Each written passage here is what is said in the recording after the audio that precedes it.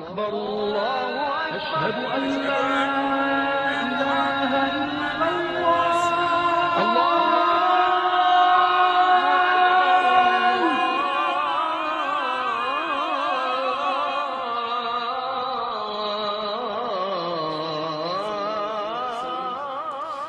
Assalamu alaikum wa rahmatullah, chers frères, chères sœurs. Donc, nous sommes heureux de vous accueillir pour cette deuxième rencontre mensuelle de l'année, qui cette fois-ci a lieu avec le frère Khalid Afan, donc, qui est imam à la mosquée de la Muette. Donc aussi, je tiens en même temps à remercier les frères et les sœurs qui ont participé à l'organisation de cet événement, que ce soit par l'envoi d'SMS, le tractage, ne serait-ce même que par rapport au thème. Et donc, sans plus tarder, étant donné que le temps est assez court jusqu'à la Récha, donc je vais laisser le frère Khalid Afan aborder le thème du rôle de la mosquée à l'époque du prophète sallallahu alayhi wa sallam. Bismillah ar-Rahman ar-Rahim. Alhamdulillah nahmaduhu wa nasta'inuhu wa nu'minu bihi wa natawakkalu alayhi wa na'udhu billahi min shururi anfusina wa min sayyiati a'malina. من يهده الله فلا مضل له ومن يضلل فلا هادي له ونشهد أن لا إله إلا الله وحده لا شريك له ونشهد أن سيدنا وحبيبنا محمدا عبده ورسوله صلى الله عليه وعلى آله وأصحابه أجمعين. يقول الله تبارك وتعالى في محكم تنزيله إنما يعمر مساجد الله من آمن بالله واليوم الآخر وأقام الصلاة وآتى الزكاة ولم يخش إلا الله فعسى أولئك أن يكونوا من المهتدين. ويقول الله تبارك وتعالى في بيوت أذن الله أن ترفع ويذكر فيها اسمه يسبح له فيها بالغدو والآصال رجال لا تلهيهم تجارة ولا بيع عن ذكر الله وإقام الصلاة وإيتاء الزكاة يخافون يوما تتقلب فيه القلوب والأبصار ليجزيهم الله أحسن ما عملوا ويزيدهم من فضله والله يرزق من يشاء بغير حساب. صدق الله العظيم. فأولا وقبل كل شيء أشكركم مني شكرا جزيلا على هذه الضيافة المباركة ويعني على ما يعني أخبرني الإخوان المحاضرة ستكون بالفرنسية ولهذا أعتذر إلى إخواننا يعني العرب وإن شاء الله يعني نتمنى من الله تبارك وتعالى أن هذه الجلسة تكون مفيدة للجميع. Ainsi, mes chers frères, avant toute chose, je tenais à vous remercier du fond du cœur de cette invitation, en espérant de la part d'Allah Azza wa Jal qu'il nous réunisse au jour du jugement dernier et qu'il nous mette sous l'ombre de son trône le jour où il n'y a aucune ombre à part la sienne, pour la simple et bonne raison qu'on s'est réunis pour lui, Allah Tabaraka wa Ta'ala, et notamment que nous sommes voisins, comme a dit le frère. Je viens de la mosquée de la Muette qui est à Garges-les-Gonesse et ça fait plaisir, alhamdoulilah, d'avoir des liens comme ça entre les mosquées, surtout par rapport à ce sujet qui est justement un sujet, un propre mosquée qui est d'une grande importance. Avant toute chose, la mosquée a été citée plusieurs fois dans le Saint-Coran. Elle est sous différents angles. Parmi les sourates qui ont parlé des mosquées, nous avons le verset 86 de sourate Al-Imran qui nous dit « En vérité, le premier temple » donc ça a été traduit par temple, Allah a parlé d'une maison. Le premier temple qui a été établi pour les hommes est celui de Mecca, donc la maison de la Mecque. Un lieu béni et une guidée pour les mondes. Un lieu béni et une guidée pour les mondes. Il s'y trouve des signes évidents, dont la station d'Abraham. Quiconque y pénètre est en sécurité. Ainsi, Allah Azza wa Jalla nous parle que c'est la première bâtisse. Le premier, on va dire, centre, on va dire général, qui a été bâti dans l'histoire, c'est la mosquée sacrée de la Mecque. Donc en quelque sorte, c'est le premier centre. De même, Allah Azza wa Jalla nous parle maintenant des mosquées sous un autre angle. Quel est le rôle des mosquées? Qu'est-ce que la mosquée construit? Qu'est-ce que la mosquée apporte? Allah nous dit dans des maisons. Allah donc parle des mosquées comme maisons. Ce sont des maisons. Dans des maisons que Dieu a permis que l'on élève et où son nom est invoqué, le glorifier en elle matin et après-midi, des hommes. Donc la mosquée forme des hommes. Ces maisons forment des hommes que ni le négoce ni le troc ne distrait de l'invocation de Dieu, de l'accomplissement de la salat et de l'acquittement de la zakat, et qui redoute un jour où les cœurs seront bouleversés, ainsi que les regards, afin que Dieu les récompense de la meilleure façon pour ce qu'ils ont fait de bien, et il leur ajoutera de sa grâce, Dieu attribue à qui il veut, sans compter. De même, dans Surat At-Tawbah, le verset 18, Allah Azza wa Jal nous parle aussi d'un des rôles de la mosquée et ce qu'on peut y trouver. Et quels sont les habitants de la mosquée? Ne peupleront les mosquées de Dieu que ceux qui croient en Dieu et au jour dernier. Ne peupleront les mosquées de Dieu que ceux qui croient en Dieu et au jour dernier, accomplissent la salat, acquittent les zakat et ne craignent que Dieu. Il se peut que cela soit du nombre des bien guidés. Ainsi, on voit l'importance des mosquées à travers le Saint-Coran, qu'Allah Azza wa Jal a aussi bien nommé comme mosquée, qui est le lieu de prosternation, que comme maison, le lieu de repos, le lieu de sécurité, le lieu de sérénité, le lieu, alhamdulillah, où on trouve notre bonheur. Voilà donc la mosquée, comment elle a été citée dans le Saint-Coran, et à travers ces versets aussi on voit quel est son rôle, comme ça a été établi à l'époque du prophète sallallahu alayhi wa sallam. Car comme vous savez, le prophète sallallahu alayhi wa sallam avait pour but et objectif d'amener l'humanité vers le bonheur. Et la première étape, c'est qu'ils deviennent musulmans. Or, une fois qu'ils deviennent musulmans, le travail n'est pas fini. Il ne suffit pas juste d'un musulman, il faut être un musulman complet. Ainsi, le prophète alayhi salatu wassalam a travaillé en profondeur sur les cœurs à la Mecque, qui était déjà, comme on dit, la première bâtisse, le premier temple. Mais elle n'était pas complète, car il n'y avait pas, on va dire, de liberté d'action, quoi que ce soit. C'était restreint, il y avait beaucoup d'efforts, beaucoup de sacrifices à faire pour préserver sa foi. Et c'est pour cette raison, quand il a émigré à Médine, le premier travail, la première action qu'il a mise en place, c'était la construction de la mosquée. Ainsi, les musulmans, dorénavant, les musulmans auraient un centre, auraient un lieu où, alhamdoulilah, ils pourraient gérer toutes leurs affaires, et gérer même leur vie, de façon générale, car c'est une maison de vie, où nous gérons notre vie. Et le prophète, alayhi sallam, ainsi, sa première action était de construire une mosquée. Et c'est pour ça que le titre est intéressant, la mosquée à l'époque du prophète, sallallahu alayhi wa sallam, parce qu'effectivement, la mosquée était un lieu universel. Aujourd'hui, les mosquées, leur rôle de base, qui est la prière, est présent. Mais le reste, qui est aussi important, a pratiquement disparu. Soit pour des raisons historiques, soit pour des raisons coutumières, soit pour des raisons même politiques ou autres.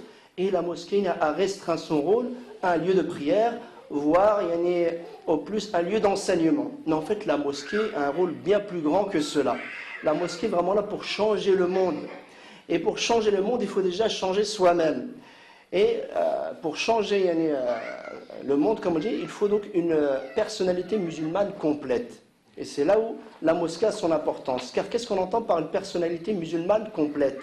Le musulman complet est complet si il a alhamdoulilah la foi forte, une foi forte, l'iman qawi, ce qu'on appelle al-aqida sahiha, une foi complète et forte. Et c'est là où Allah Azza wa Jal fait la référence à ceux qui croient en Allah et au jour dernier qui craignent Allah. Donc tout est lié à la foi. La première des missions de la mosquée est de renforcer la foi ou notre relation avec l'au-delà.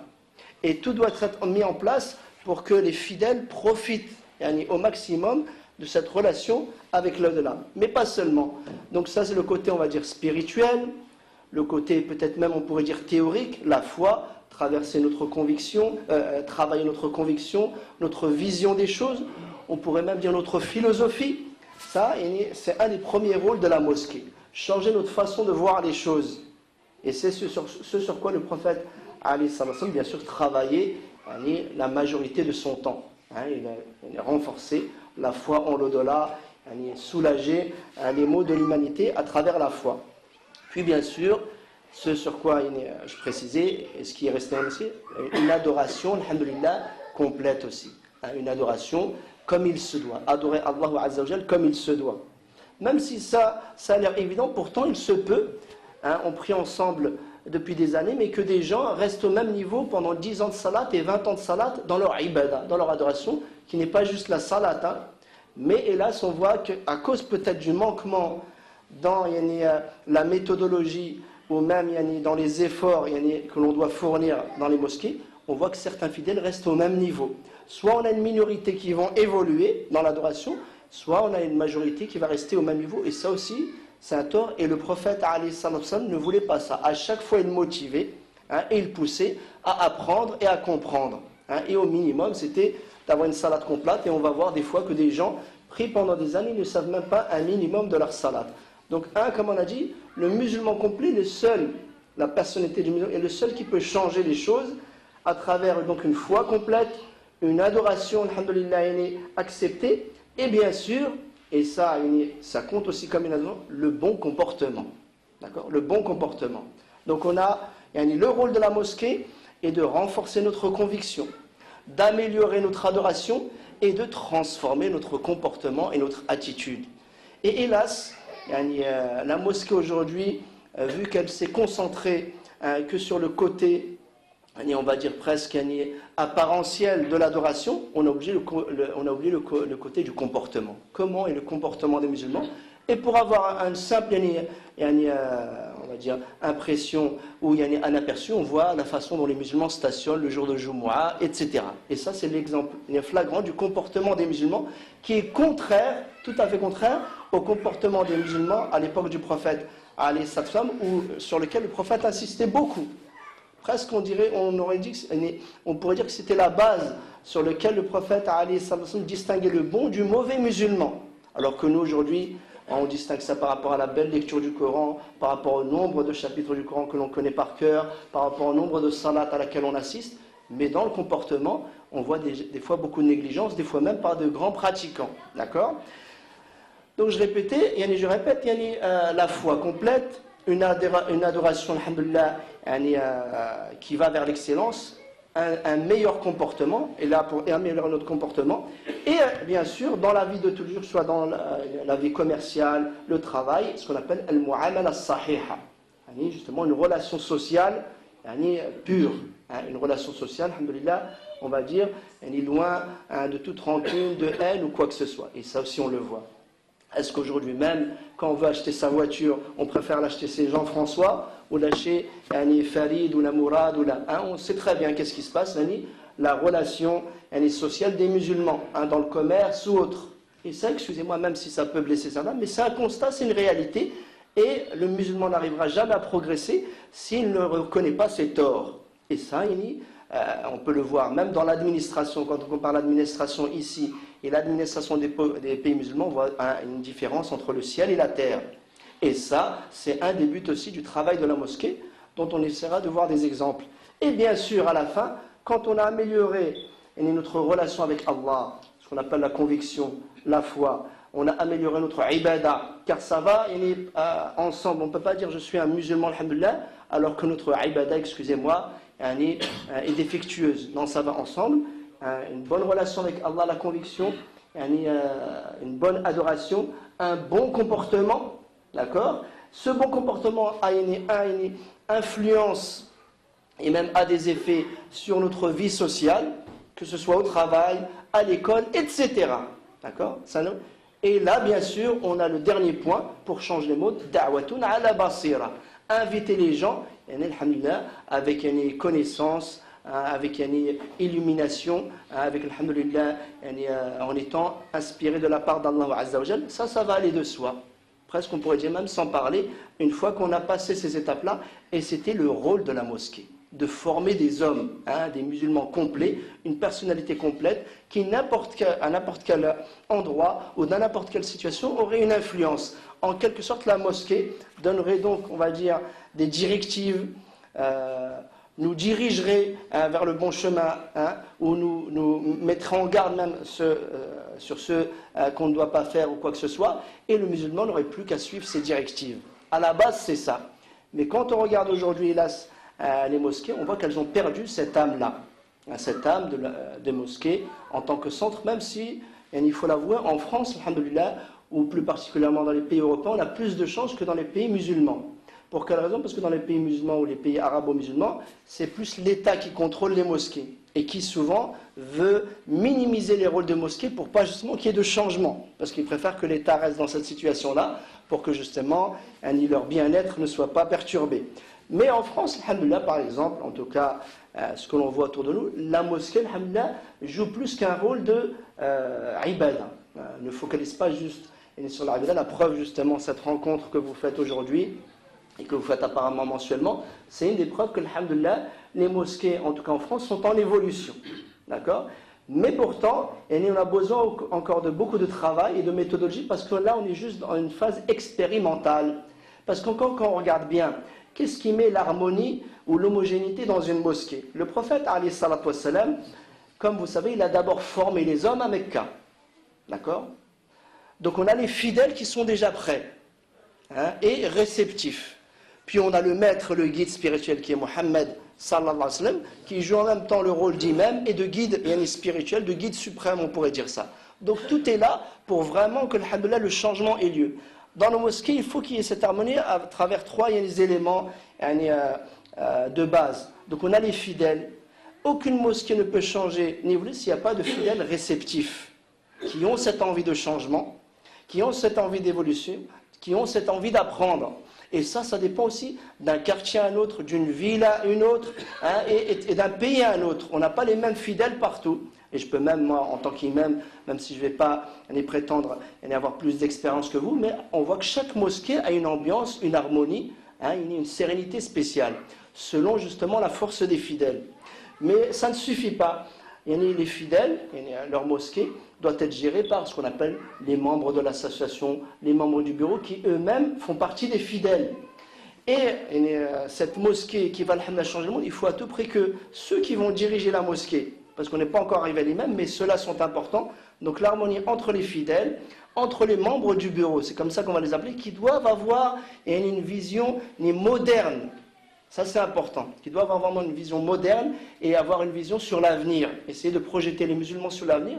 Et je disais, quand je dis l'avenir, ce n'est pas juste focaliser sur les jeunes, même si les jeunes sont très importants, mais il faut qu'il y ait cette envie d'avancer, d'évoluer. Et on verra par quels moyens. Et là vient justement le rôle de l'imam, l'importance de l'imam, qui, si ces trois facteurs sont réunis, des fidèles réceptifs qui veulent changer, des membres de bureau justement qui répondent à l'attente des fidèles et qui sont justement, on va dire pas venus comme ça à diriger une mosquée comme on dirigerait un commerce ou une société, donc qui vraiment veulent diriger un centre culturel et cultuel, un lieu de paix, de sérénité. Et l'imam qui vient, et on pourrait dire, c'est vrai que là, l'imam aura un rôle fondateur, un rôle pôle dans l'animation de la mosquée. Mais tout ne se joue pas sur l'imam, car si même l'imam, si vous ramenez même ce qu'on appellerait un super imam, qui serait compétent dans les sciences religieuses, compétent même dans les sciences modernes, qui serait instruit, qui serait même bilingue, même de maintenant, ça devient presque primordial, et ça existait à l'époque, comme à l'époque de Dawla al-Uthmaniya, de l'Empire ottoman, c'est ce qui était demandé des imams, qu'ils avaient vraiment une grande culture générale, comme Sulayman le Magnifique, il demandait des imams vraiment qui soient aussi bien compétents dans les sciences religieuses que les sciences modernes, car il savait le rôle important de l'imam, et c'est vrai, il joue un rôle important, mais seulement s'il y a les deux autres facteurs qui l'aident, des fidèles réceptifs et des membres du bureau qui sont derrière lui pour le soutenir. Une fois qu'on a tout ça en harmonie, on peut faire des miracles, et là le travail va se faire. Même si, je ne vais pas dire que ça va se faire du jour au lendemain, mais sur du long terme, on va voir des effets, on va voir des fruits. On ne va pas dire qu'on va vivre dans un conte de fées, où, comme on dit, tout le monde il est beau, tout le monde il est gentil, mais à la kulli hal, là, alhamdoulilah, le travail peut se faire. On peut construire sur des bases solides. Et c'est exactement ce qu'a fait le prophète, sallallahu alayhi wa sallam. Ainsi, on voit donc que la mosquée n'est pas juste un lieu pour faire la prière. Parce que la ibada, c'est, comme disent certains ulama, c'est tout ce qui plaît à Allah, tout ce que l'on fait et qui plaît à Allah, que ce soit par des actions, par des dires ou par des bonnes intentions. Tout ça, c'est la ibada. Donc le fait de prier, c'est une partie de la ibada. Focaliser la mosquée juste sur ça, ce serait une erreur. Ainsi, si on revient clairement, pour expliquer clairement le rôle de la mosquée, on comprend que la mosquée, dans son sens global, est l'école, l'institut, le centre qui dirige les musulmans et les oriente dans leur vie. D'accord ? La mosquée, dans son sens global, est l'école, l'institut, le centre qui dirige les musulmans et les oriente dans leur vie de tous les jours. Pas seulement qui nous apprend, comme je disais tout à l'heure, comment faire la salat ou lire le Coran, mais même dans la vie de tous les jours, qui nous aide dans notre travail, prendre les bonnes décisions, même pour fonder une famille, les bonnes décisions pour le travail, dans notre avenir, etc. Beaucoup de choses peuvent se faire à travers la mosquée, et c'est ce que faisait le prophète, alayhi salatu wassalam. Car la vie est ainsi faite. Quand on regarde bien, toutes les grandes sociétés, et même le monde, tout ce qui marche dans le monde, a besoin d'un centre. Que ce soit toutes les grandes sociétés téléphoniques, les sociétés informatiques, toutes ont un quartier général, c'est ça? Ou un centre. Même j'ai entendu récemment que Google veut faire un des plus grands quartiers généraux sur l'eau. Une base presque qui fait référence à la science-fiction, une des plus grandes stations qui serait construite sur la mer, pour vous dire que l'importance d'avoir un centre. Et Allah a voulu, par la grâce de l'islam, que nos centres, nous, ce soient les mosquées. Et là, on va revenir justement pour, alhamdoulilah, canaliser cette énergie. Quels sont les moyens dont nous avons besoin? Tous ces centres dont je vous ai parlé, vous voyez, même les gens, en général, au minimum, si ce n'est pas des sociétés, on a les cafés. Il y a les cafés ou les bars, c'est au moins le dernier, les plus bas de la société vont se réunir. Je ne vais pas critiquer ceux qui vont au café, on prend l'exemple par exemple des bars, ils vont se réunir là-bas pour trouver un peu de joie, de bonheur quand ils ont des problèmes familiaux ou quoi que ce soit. Je ne vais pas dire que la mosquée joue le rôle du bar, mais on voit que tout est lié à un lieu de rencontre. Tout. Chaque catégorie de la société a un lieu de rencontre, et des fois même des rencontres annuelles ou des rencontres mensuelles. On a par exemple l'exposition des chevaux, l'exposition des restaurants, etc. Et toute une sorte de concurrence, et tout revient à un centre. Les références dans la restauration, les références dans la littérature, etc. Tout a un centre, tout un peu comme on pourrait dire dans une ville, une capitale, etc.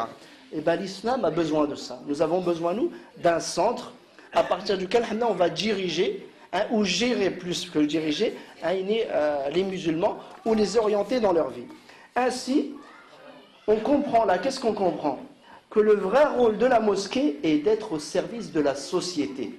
Attention, je n'ai pas dit juste au service des musulmans, mais au service de la société. C'est-à-dire, à travers l'énergie qu'elle va donner aux musulmans, et indirectement, on va aider même la société. Parce que si on forme de vrais musulmans, qui, et surtout ici en France, travaillent, ou bien sont étudiants, sont dans la vie de tous les jours, cette énergie, ils vont la propager.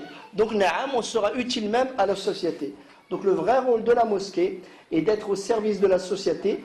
Comment? En la faisant accéder aux moyens qui lui permettront d'atteindre la félicité et le bonheur. En quelque sorte, la mosquée a le rôle de diriger chacun vers ce qui lui apporte son bonheur à lui.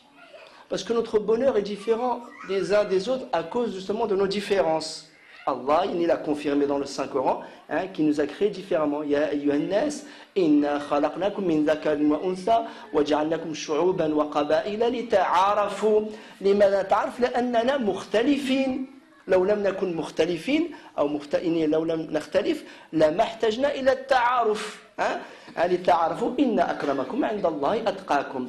Et la preuve, Allah Azza wa Jal montre le message universel de l'islam en disant: ô gens, je vous ai créé d'un homme et d'une femme, et on viendra justement à l'histoire des femmes, mais je vous ai créé d'un homme et d'une femme, et je vous ai fait de différentes tribus et de différentes origines pour vous entreconnaître.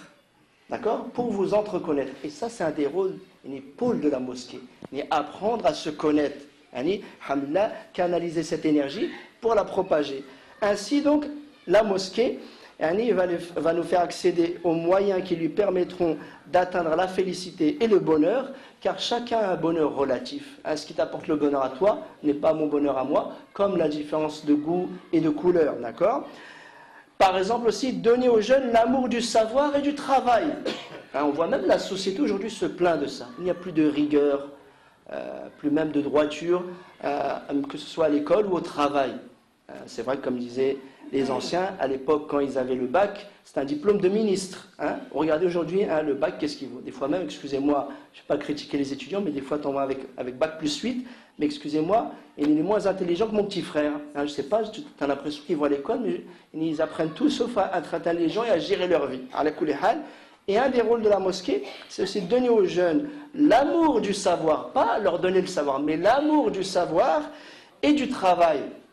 Et ça passe avant tout. Naam, on est fiers, nous, d'avoir aujourd'hui des mosquées qui enseignent. Et ça aussi, excusez-moi, je vais être critique dessus, mais une mosquée, ce n'est pas une madrasa, ce n'est pas une école. On ne peut pas dire une mosquée, il est demander aux musulmans d'investir dans une mosquée. Soudain, on se retrouve au lieu d'avoir une mosquée, on a une madrasa où il y a plus de 1000 élèves et il n'y a même pas de place pour faire la salade, ou bien même pour investir dans d'autres projets aussi importants. D'accord? Donc on a transformé la mosquée en madrasa, donc on va leur donner le savoir sans penser à l'amour du savoir en lui-même. D'accord?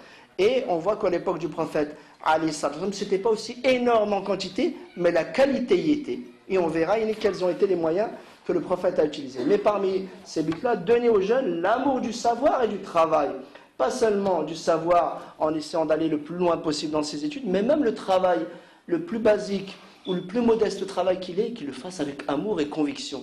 Il le sait parce qu'il a appris ça dans le côté spirituel, comme le prophète l'a enseigné. Il leur a donné l'amour du travail, à un point que vous connaissez même l'histoire magnifique de cette femme qui était inconnue. Jusqu'à présent, en tout cas, je ne l'ai pas trouvé. Très peu de biographes connaissent son nom. Cette femme esclave qui avait le rôle de balayer ou de nettoyer la mosquée. C'était son travail. D'accord? C'était son travail de balayer la mosquée, qui était peut-être ce qu'il y a de plus modeste, alors qu'elle n'était même pas d'origine noble. Mais le prophète, alayhi salatu salam, a mis en valeur son travail. Le jour où elle est morte, il a prié lui-même sur elle. D'accord? Il a même demandé, parce qu'il avait entendu qu'elle était malade, si elle décède, appelez-moi. Et quand les compagnons ne l'ont pas appelé, il s'est mis en colère et a été lui-même, je crois que c'était en plein milieu de la nuit, ou bien même il s'est déplacé pour aller dans sa tombe, il a prié sur elle pour montrer la valeur de son travail, il le faisait avec amour et sincérité, qui est juste nettoyer la mosquée. C'est-à-dire même nos frères qui sont gardiens ou quoi que ce soit, qui nettoient les poubelles, quand on le fait avec amour, on a la meilleure récompense, meilleure même qu'un ingénieur ou qu'un médecin qui penserait juste à son bénéfice matériel ou quoi que ce soit. C'est là où on voit l'importance de l'amour, enseigner à nos jeunes l'amour du savoir et du travail, ainsi bien sûr, et c'est là, et surtout en France, on le voit, une protection contre la déviance et le vice. Surtout aujourd'hui, avec les fitnas, elles ne sont pas juste dehors, elles sont même chez nous avec Internet, avec les nouveaux moyens de communication modernes, etc. On voit que les fitnas sont partout. Et c'est là où la mosquée a le rôle de protéger nos jeunes et moins jeunes.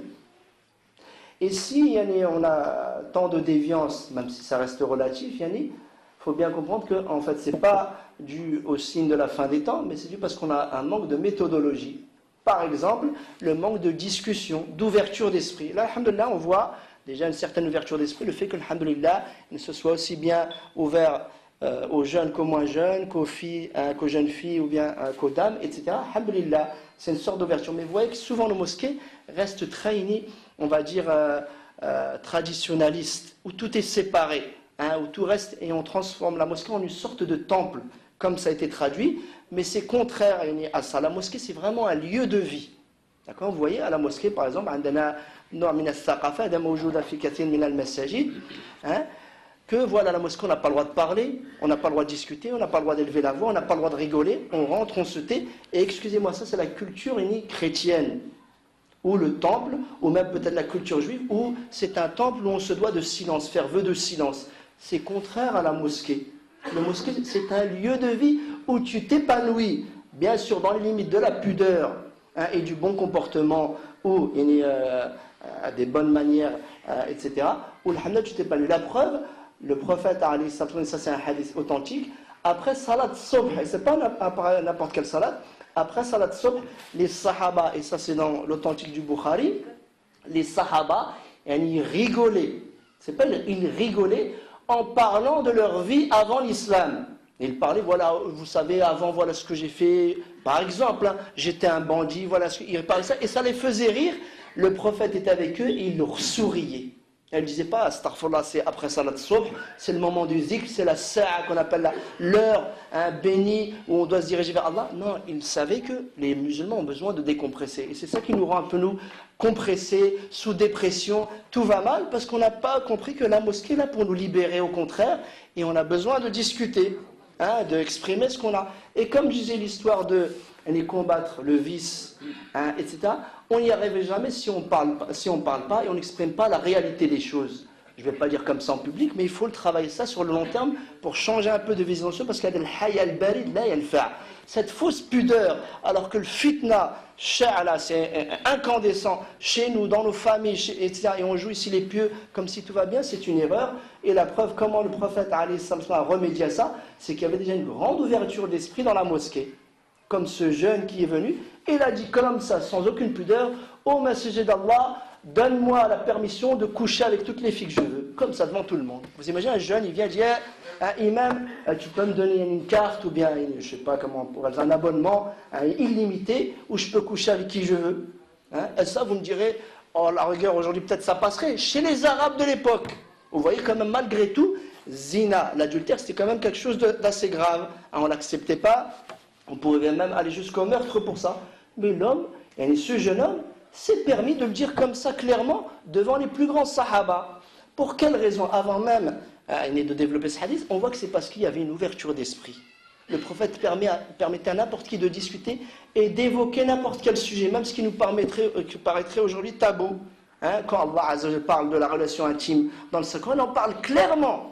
Il n'y a pas photo comment il en parle. Tu peux même t'imaginer ce que tu veux. Mais Allah le dit clairement. Et nous, on a aujourd'hui créé une sorte de pudeur froide qui n'est même pas sincère et qui fait que on est compressé ici à la mosquée, mais à l'extérieur, on entend les pires des drames. Et c'est là où le prophète a combattu le vice par le dialogue, par la discussion.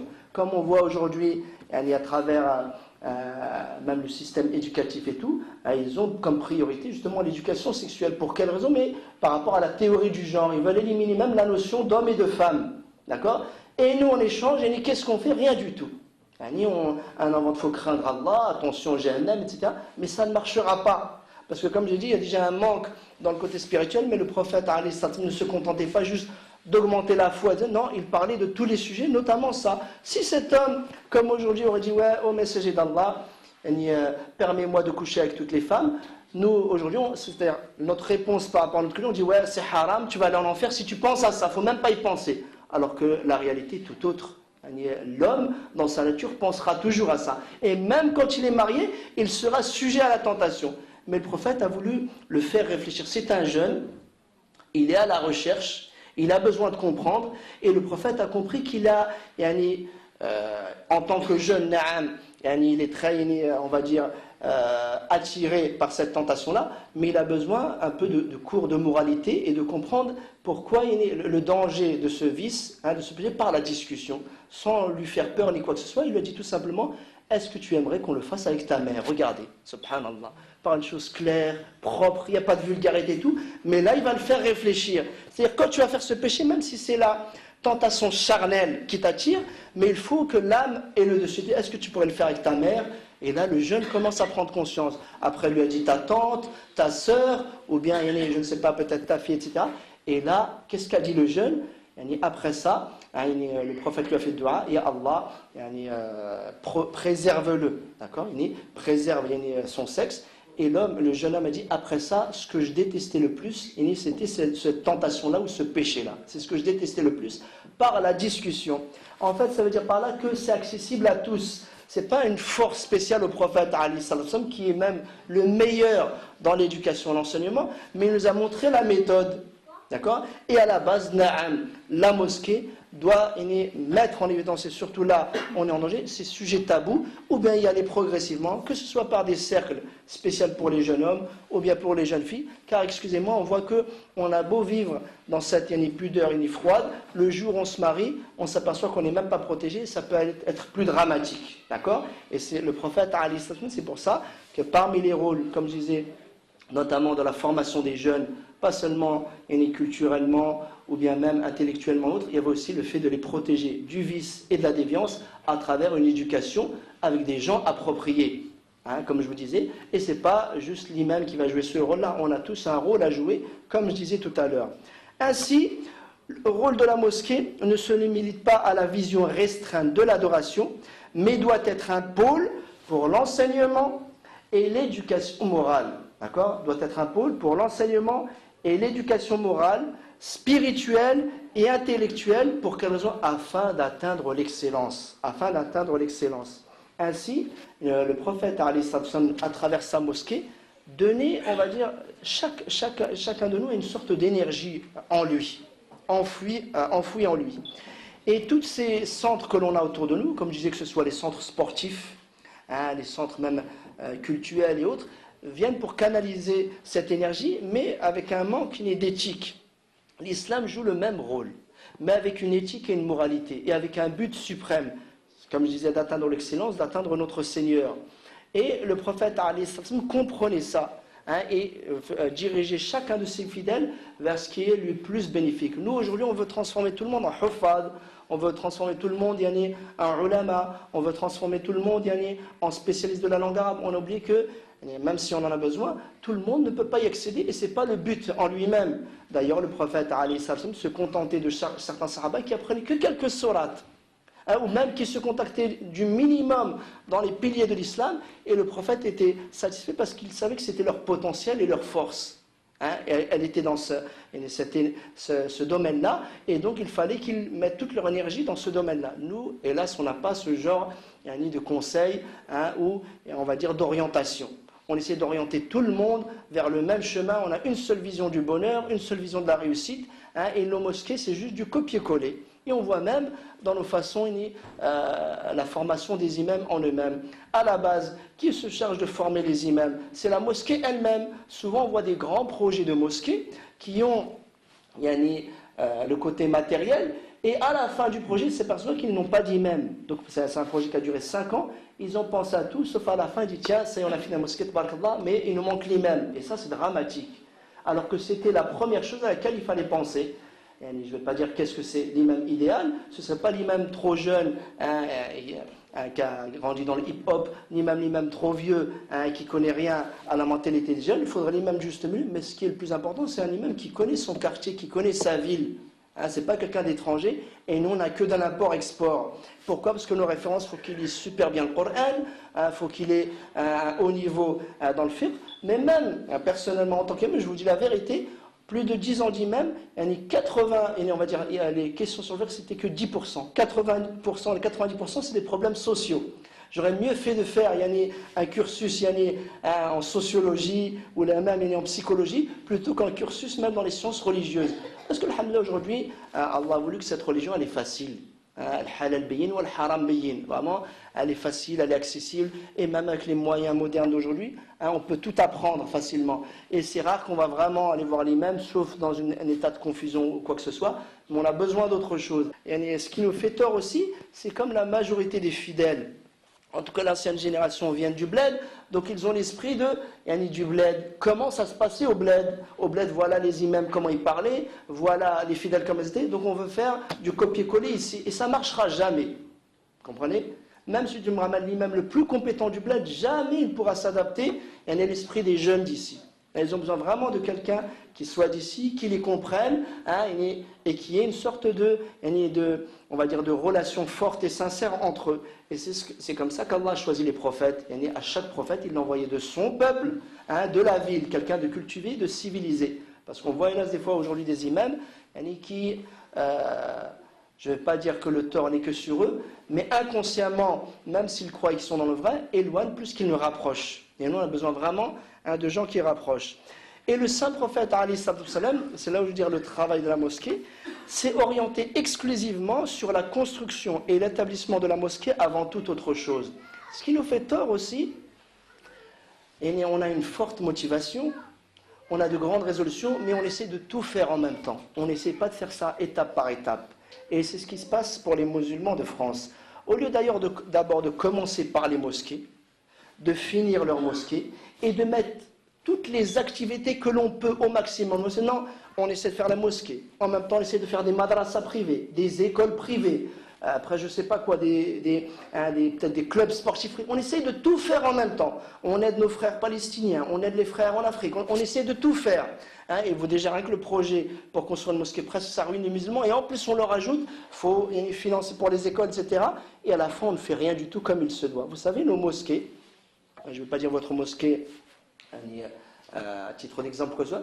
Mais quand on regarde bien le constat des mosquées, c'est que les mosquées ont un potentiel énorme. Mais elles n'utilisent voire que 20 ou 30% de leur potentiel. Ce qu'on peut faire dans la mosquée, c'est énorme.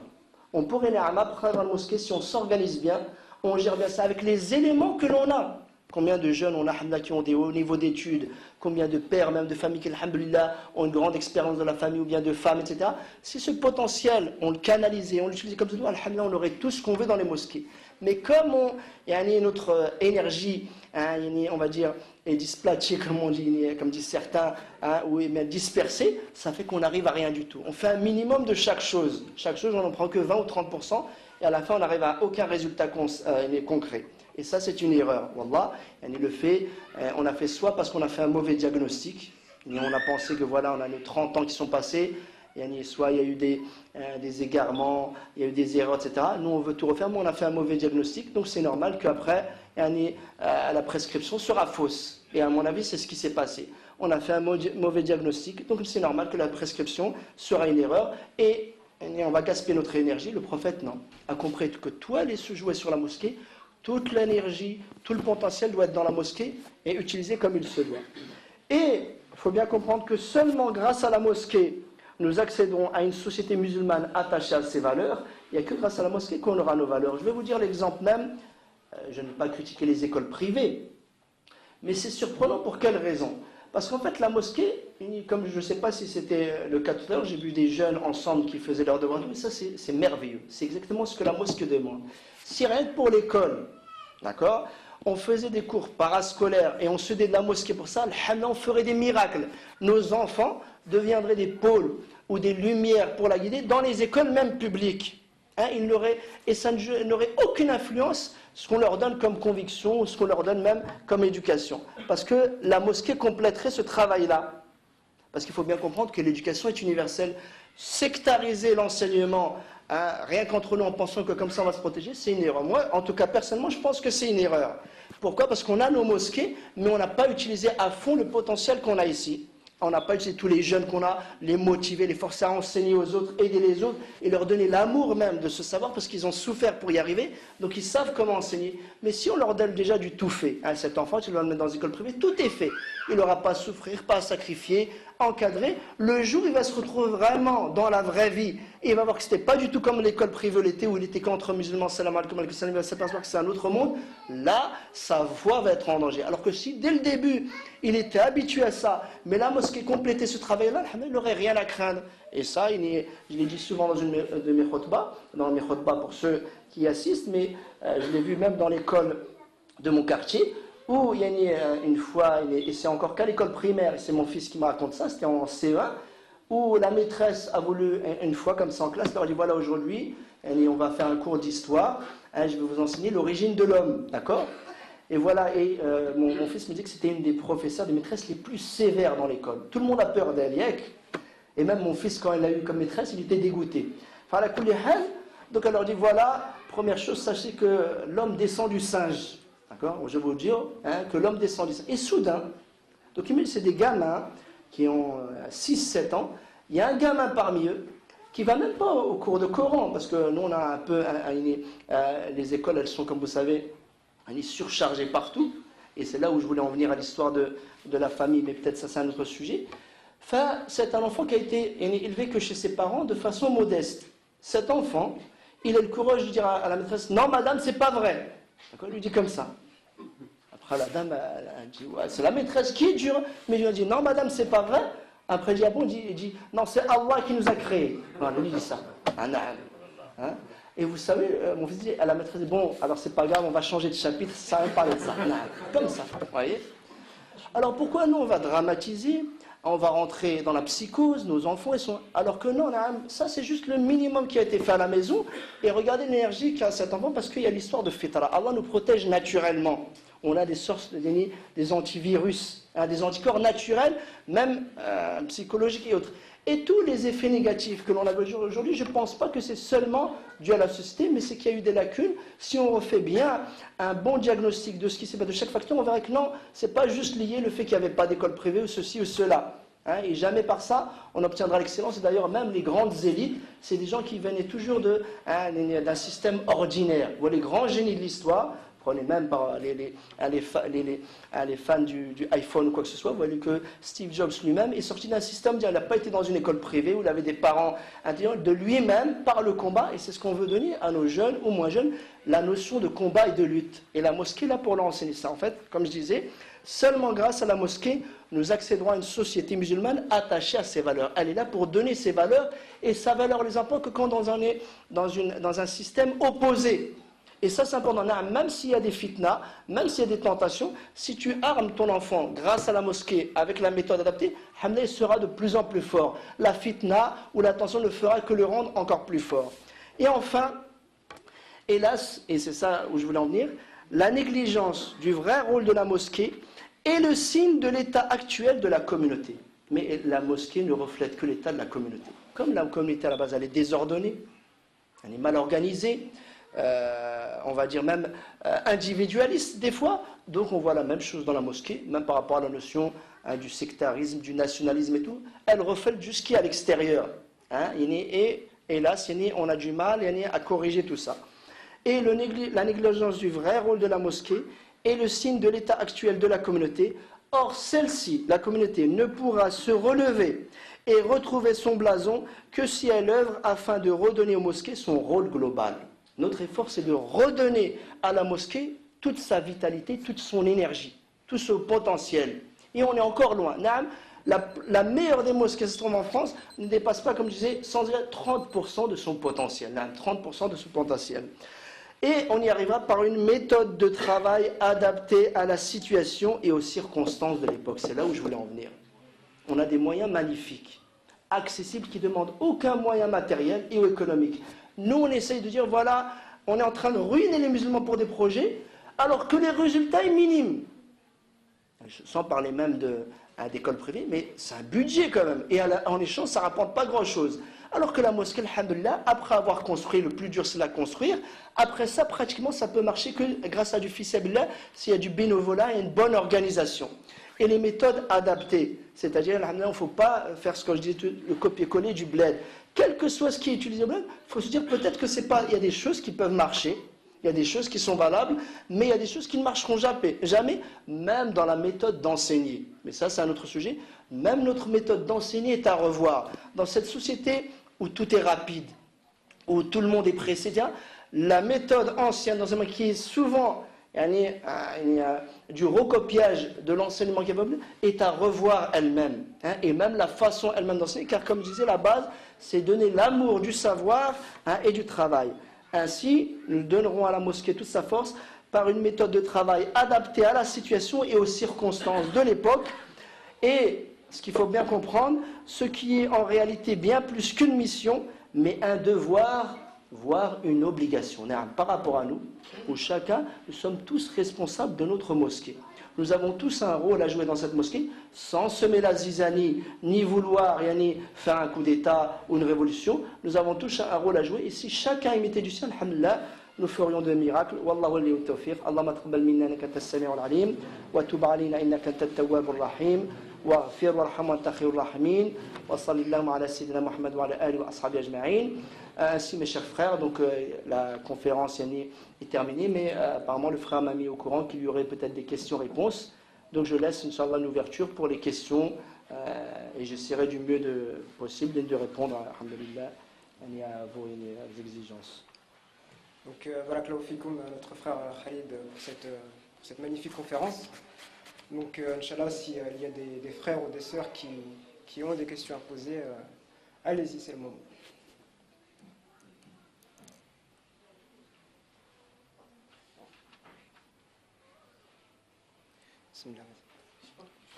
Exprime-toi fort, tout simplement. Salam alaikum. Vous avez dit que la mosquée doit s'adapter à son environnement. Oui. Si on prend le cas d'une mosquée située ici à Stein, pourriez-vous nous situer un peu sur cette adaptation? Comment est-ce qu'elle pourrait s'y prendre? Juste donner une idée du... Barakallahu fik. Vu que tu es assez jeune, alhamdulillah, on va focaliser par exemple sur la jeunesse. Comme tu vois, dans les mosquées, souvent, 80% de l'énergie est utilisée sur l'enseignement, que ce soit de la langue arabe ou du Coran. Or, yani, même si c'est très bien, est-ce que ça suffit pour protéger nos jeunes? En dehors même des conférences, en fait, les jeunes ont besoin qu'on les encadre. Et ce qu'on voit ici, et qui marche pas, on a la question du sport, de la culture. On a un manque vis-à-vis du sport, même par rapport à la mosquée, je parle. Si individuellement, c'est vrai, certains jeunes font du sport, normalement, la mosquée doit les diriger vers ça. Il devrait y avoir un pôle de sport dans la mosquée, un pôle culturel dans la mosquée, peut-être ça, je crois, ici aussi, dans le sens d'organiser des vacances ensemble. Ce serait un peu l'énergie qu'on a ici, le travail qu'on fait ici, et on le voit à travers un voyage. Il se développe à travers un voyage, et chaque mosquée devrait avoir ce pôle-là. Quand je dis s'adapter à la saison, c'est voir la demande qu'on a ici. Parce que sinon on ne le fait pas, c'est clair que ce sont les autres qui vont le faire. De même, par rapport à l'histoire du mariage, pourquoi pas mettre en place, même ça c'est très compliqué, ce serait peut-être en dernière phase, essayer de faire une préparation, parce que les parents, hélas, n'ont plus la force ni de gérer ça, parce qu'ils ne comprennent plus leurs enfants. Ils n'ont pas compris que c'est plus la même époque. Il n'y a plus tu te maries avec Ould Ammek ou les Shahja, les jeunes filles ou les jeunes garçons ont changé de mentalité, et on a besoin de remettre ça, c'est l'adaptation. Voir que la mosquée peut prendre cette relève s'il y a des gens qui sont prêts et qui s'entendiront, c'est pour ça. Je vous donne l'exemple des vacances où il y a certaines mosquées qui organisent ces vacances-là. Alhamdoulilah, j'y ai vu beaucoup de bénéfices. Excusez-moi, ou beaucoup de bienfaits, pardon, excusez-moi, beaucoup de bienfaits.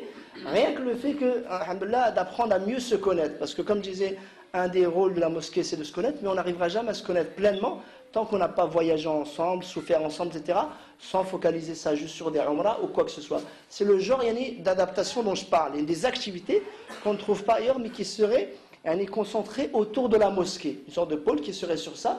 Et l'énergie, comme je dis, cette énergie qui demande de l'argent, au lieu de l'utiliser dans d'autres projets qui sont peut-être importants, mais je dis, elles ne sont pas immédiates. C'est-à-dire, la demande n'est pas immédiate. Comme je dis par rapport aux écoles privées, même si c'est vrai, c'est important, moi, j'en vois pas l'urgence. Alors que ça, si, parce que nos jeunes partent. Tabou, ils vont venir, il va prier à la fois, qui va dire, mais après, ça disparaît. Parce qu'il n'y a pas quelque chose autour qui permet de mieux protéger ces jeunes-là. C'est ça que je parle, ce genre d'adaptation-là. Et ça, on a besoin de beaucoup de travail dessus. Mais ce qui est l'avantage, c'est qu'on n'a pas besoin de beaucoup d'efforts. Je parle en tout cas économiquement et vice-versa, culturellement, pourquoi pas, si on parle des personnes âgées, ils sont lassés, ils n'ont plus de force, et ils se retrouvent du matin au soir à ne rien faire. Mosquée, maison, maison, mosquée, ils n'ont pas leur place ici. Quand ils vont au bled après aussi, pourquoi pas aussi les encadrer par des activités, pourquoi pas, comme je disais une fois, un concours de thé ou un concours de... ils ont leur petit potager, un concours de la meilleure aubergine ou je ne sais pas quoi, etc.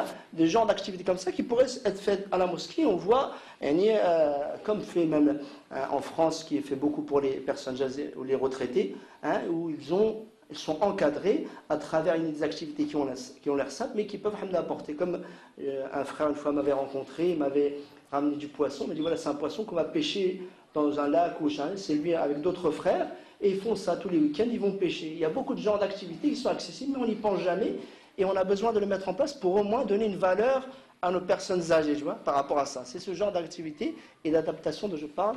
Wallahu a'lam. D'autres questions? En fait, ce que je parlais, c'est le mieux. Le mieux, c'est qu'un imam il soit du quartier. C'est le mieux. Je ne dis pas c'est une condition. Il se peut même qu'un imam du bled fasse du très bon travail. Je connais, je ne sais pas si vous avez entendu parler, mais il y a un imam justement à Dunkerque qui vient du bled, mais il fait un excellent travail. Il arrive à gérer sa mosquée de telle façon qu'il donne même des récompenses pour les bacheliers, à ceux qui obtiennent un effort magnifique. Alors qu'il vient du bled, mais peut-être parce qu'il a une ouverture d'esprit, il a su s'adapter. Mais quand on regarde bien, par rapport au message, si un jeune de Stein s'aperçoit que celui qui est l'imam, c'était un ancien jeune de Stein, sans dire que ce soit un jeune, mais même quelqu'un de Stein, ça passera à me dire, regarde, il a grandi dans la même ville, dans le même quartier, et quand même, alhamdoulilah, il a réussi. Et ça pourrait mieux le motiver. D'accord? Il n'y aura pas une sorte de décalage, parce que souvent, quand l'imam n'est pas dans le même monde que celui qui écoute, souvent il y a un décalage, et pour lui, ça reste de l'abstrait. Il se dit, ouais, il n'est pas dans la même situation que moi, il n'a pas vécu les mêmes choses. Donc c'est un mieux, c'est un plus si l'imam est du quartier. Mais je ne dis pas que c'est une condition absolue. Ça peut, il peut y avoir des situations contraires. Il y avait une question, non? Il y a un hajj, justement. Moi, je suis des Bled, je ne suis pas d'ici. Mais je voudrais poser une question. Quel est le rôle de l'imam? Est-ce qu'il est ici pour faire les 5 prières ou ou il a d'autres devoirs à faire pour les retraités, pour expliquer la charia ou toute... Barakallahu fik. L'imam, c'est exactement ça. Il a normalement le rôle, alhamdoulilah, de réunir tout le monde, d'accord? Le rôle de réunir tout le monde et d'occuper tout le monde, d'arriver aussi bien à gérer les personnes âgées et de leur donner des activités, alhamdoulilah, qui leur seront profitables, aussi bien que de comprendre les jeunes, hein, et de les gérer, etc. C'est vraiment ça le rôle de l'imam. Je pensais plus un rôle d'animateur. Je ne sais pas si le terme est premier, le rôle d'animateur, c'est-à-dire de mettre une ambiance dans la mosquée. Son rôle-là, c'est de mettre une certaine harmonie, une certaine ambiance dans la mosquée, une sorte d'âme. C'est ça vraiment, il devrait même être payé en fonction de ces activités-là et de ce travail-là. Une sorte de but, hein. Comme on a aujourd'hui, vous savez, comme je parlais de l'éducation, par exemple, l'éducation nationale, elle a toujours une remise en question, toujours une évaluation, parce qu'il y a des contrôles. Nous, on n'a pas de ça. Il n'y a pas de contrôle des imams, contrôle des animations, contrôle de la mosquée ou non. Ni tout part, on fait juste du travail traditionnel, on y va comme ça, on attend que ça se passe. Alors que normalement, l'imam devrait être motivé et en même temps comprendre qu'il a une responsabilité vis-à-vis de l'animation qu'il met dans la mosquée. Mais c'est là où, quand il y a un talab comme ce Hajj Barakallahu Fik, quand il y a une demande comme ça, et en même temps des membres de l'association derrière, tout va bien. Mais si l'imam est tout seul, même s'il a envie de faire l'impossible, mais ça, il n'est pas aidé par les membres de l'association, ni même les fidèles, il y a beaucoup de choses à guérir et il n'y arrive pas, c'est là où c'est difficile. Mais c'est vrai qu'un des rôles, moi je pense, de l'imam, avant toute chose, c'est de mettre une harmonie, de mettre une certaine animation, de mettre une certaine sérénité dans la mosquée avant toute chose. Et il va être, on va dire, sincère ou véridique. Tu vois même le français qui rentre dans l'islam, vous voyez, et son comportement il est sincère et véridique. C'est-à-dire s'il ne veut pas rentrer chez toi, il ne te fait pas rentrer chez toi, chez lui, excusez-moi. Et jamais il va dire marhaba, viens boire un verre de thé alors qu'il ne veut pas de toi. Et nous, l'Arabie, s'il va le faire, il ne veut pas que tu viennes, mais il va dire viens boire un verre de thé, et dès que tu lui dis viens, vous comprenez? Le français, non. Lui, s'il veut quelque chose, il te le dit. S'il ne veut pas, il te le dit sincèrement. Et c'est un peu une culture, mais ça c'est du travail sur le long terme. Parce qu'il y a peut-être notre historique, l'histoire de la colline, beaucoup de choses se sont mélangées, même, etc., qui fait que, comme il a dit, on a du mal à se faire confiance ou quoi que ce soit, mais le fait de... parle. بغيتي نشرحها بالعربيه اسمح لي انا صاحب الرجاء هادشي اللي قلتي بغيتي نترجمو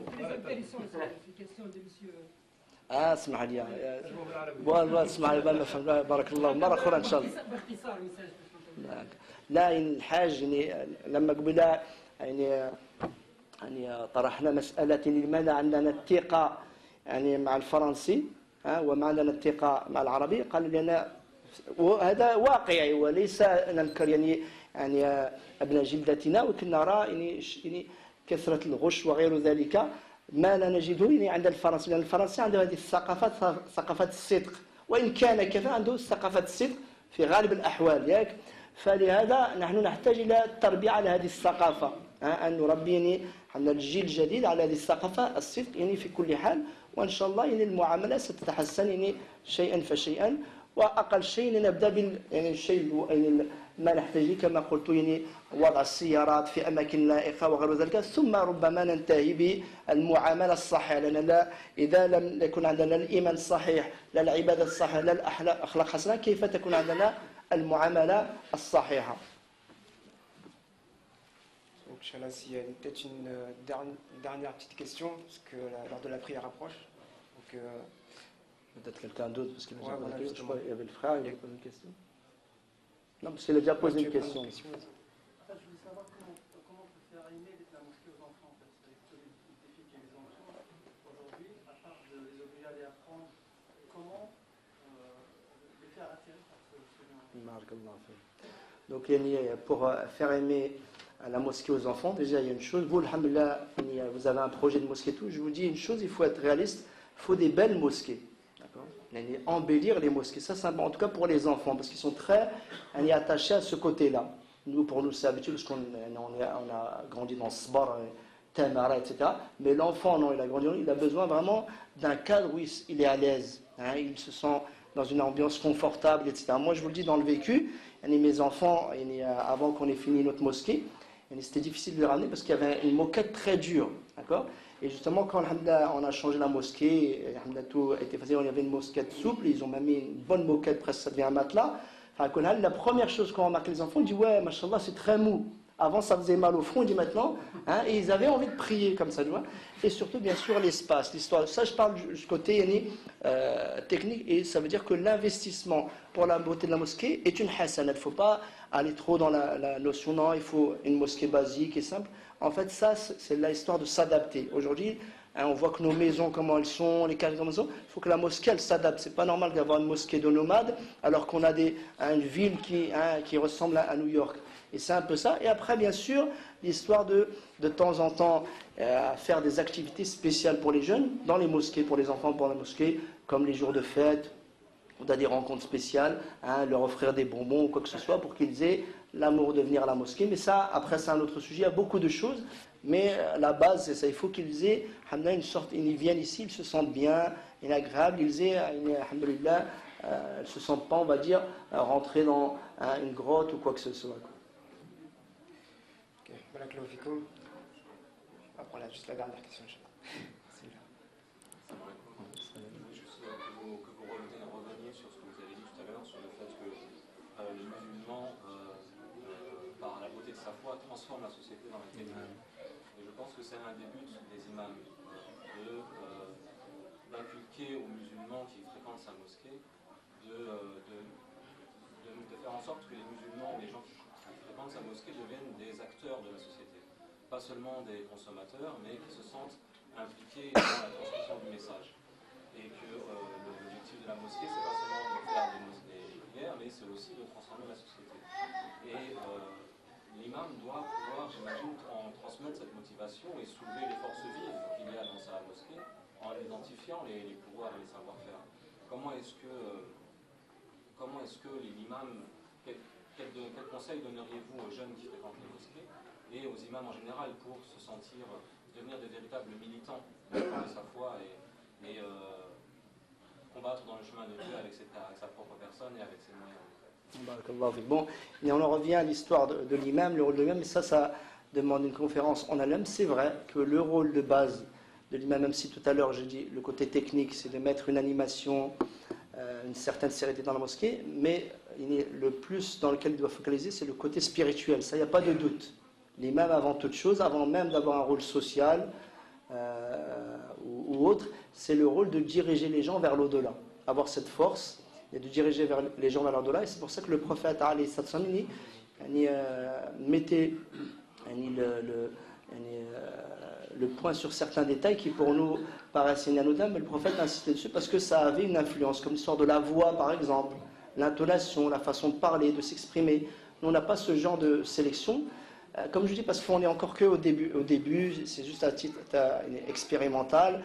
Les imams, on les prend sur l'état, même économiquement, les imams, il faut voir leur revenu, etc. Des fois, c'est dur de leur demander beaucoup de choses. Comme disait une fois quelqu'un qui était revenu de la Umrah, il a prié derrière l'imam, je ne sais pas si c'était Salat al-Maghrib ou l'Aïcha. Après, le fidèle a dit ouais, excuse-moi le frère, moi, quand j'étais derrière Soudais, il me faisait pleurer. Après, l'imam lui dit bah, donne-moi le salaire de Soudais, et moi, je te fais tomber par terre. Ce que je veux dire par là, il y a beaucoup de facteurs qui font que il faut que tous on se mette ensemble.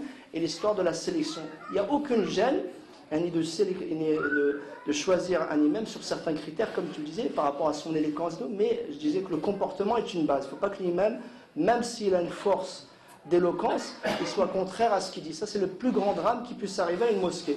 Même s'il n'a pas cette éloquence, etc. Si derrière, il y a des membres du bureau solide, une bonne association, elles peuvent combler ce manque par comme ça des rencontres. On travaille là, puisque l'imam n'a pas ce potentiel de travailler la foi, alors on travaille, il y a toujours moyen de réparer ça, d'accord? Mais que le fait, l'imam, excusez-moi, je ne sais pas si ça puisse être un escroc, ça ce serait dramatique, même si on va focaliser sur ce point-là. Enfin, la sélection de l'imam, il y a demande un travail d'authenticité, de sincérité, mais c'est le prix à payer pour avoir une mosquée qui arrive à l'excellence. Et c'est ce que faisait dans les années 60, même pour les lecteurs de Coran, par exemple en Égypte. C'était vraiment une sélection, ils prenaient les 1000 meilleurs lecteurs d'Égypte, Et après, sur ces 1000 meilleurs lecteurs, ils faisaient encore une sélection comme ce qu'on a aujourd'hui, la Starac et tout, pour à la fin arriver aux meilleurs lecteurs. Après plusieurs sélections, plusieurs concours, on avait le meilleur. À l'époque, c'était Cheikh Abdel Bastat Samad, c'était le seul qui était sorti le meilleur parmi les meilleurs. Donc vraiment, il y avait une sélection de chercher l'excellence dans ce domaine-là. Pour eux, c'était juste écouter le Coran et aller à la radio. À mon avis, pour l'imam, ce serait le même genre d'expérience, même si, comme je disais tout à l'heure, on n'arrivera pas à avoir quelqu'un d'exceptionnel dans notre quartier, mais il n'y aurait pas de mal à chercher et à voir et essayer de faire intervenir plusieurs imams et là, de mettre le paquet fort pour le travailler ensemble. Et là, les résultats seront garantis. S'il y a les fidèles, l'association et un imam comme ça qui est prêt, Inch'Allah, les résultats sont garantis. Bismillah, wallahu a'lam.